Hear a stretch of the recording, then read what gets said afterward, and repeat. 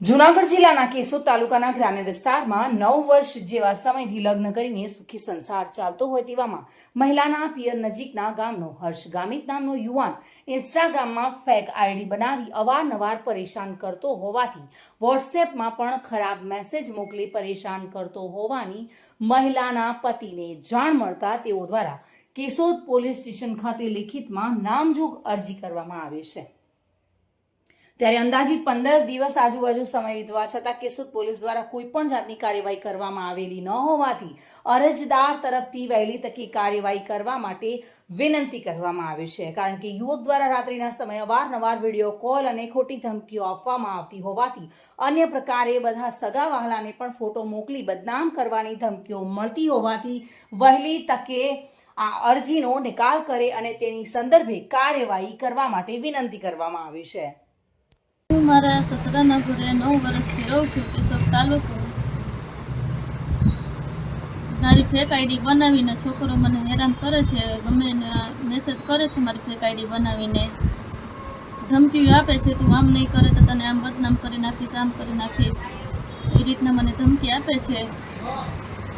Police સ્ટેશને કાર્યવાહી કરી છે, કંઈ હજુ સુધી કંઈ જાણ કરી। ક્યાં ગામનો છે ખબર છે? નવસારી જિલ્લાનો છે, હર્ષ ગાવિત। વહેલે કાર્યવાહી કરવામાં આવે એ મારો પ્રશ્ન છે। કેશોદ તાલુકાના હાંડલા ગામનો હું રહેવાસી છું। મારું નામ ભરતભાઈ જાદવ અને મારા ધર્મપત્ની છે। તો એને નવસારી બાજુનો એક છોકરો છે, ફેક આઈડી બનાવીને એને વારંવાર મેસેજ કરીને બદનામ કરવાની કોશિશ કરે છે। એ મેસેજ ખોટી આઈડી બનાવી એમાં મારા નંબર નાખે છે, મારા નંબર નાખીને સામે એના લોકો જે છે એ મને રાતે વિડીયો કોલ કરે છે, મેસેજ કરે છે, તું આમ છે તેમ છે। મેં એ લોકોને કીધેલું કે ભાઈ આ ફેક આઈડી છે, તમે આમાં ફોન ન કરતા। મેં પોલીસ સ્ટેશનમાં ફરિયાદ કરેલ છે, એટલે તમને લોકોને હું ત્યાં લઈ જઈશ ને આ લોકો મને બહુ હેરાન કરે છે। નવસારી બાજુનો છોકરો છે ને અમે 7-8 મહિના ત્યાં એને હેરાન કરતો હતો। એ બીકની હિસાબે અમને કાંઈ એની ઘરે કોઈની વાત ન કરી, મને પણ વાત ન કરી, બહુ હદ થઈ ગઈ। ત્યારે એને અમને કીધું કે ભાઈ મને આ છોકરો હેરાન કરે। પછી મેં એ લોકોને ફોન કરેલો તો એ લોકો ફોન ઉપાડતા નથી, ફોન બ્લોક કરી દીધો અને જેમ તેમ ગાળો બોલે છે અને મેસેજમાં જેવા તેવા મેસેજ નાખે છે।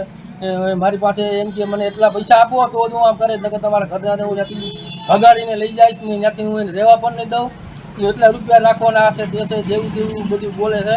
એના ભાઈને પણ મેં વાત કરેલી, એના મમ્મી પપ્પા એ પણ એ લોકોએ ફોન કરેલા તો એના કોઈના ફોન એને ઉપાડેલા નહીં। એ બધાએ બધી મહેનત કરી લીધી। પછી અમે કંટાળી ગયા, અમે પોલીસ સ્ટેશને ગયા, ત્યાં જઈને અમે ફરિયાદ લખાવી। તો એ લોકોએ આજે અમે 19 તારીખે ફરિયાદ લખાવી, 19/6, તો ત્યાંથી અમને કોઈ સંતોષકારક જવાબ મળેલ નથી।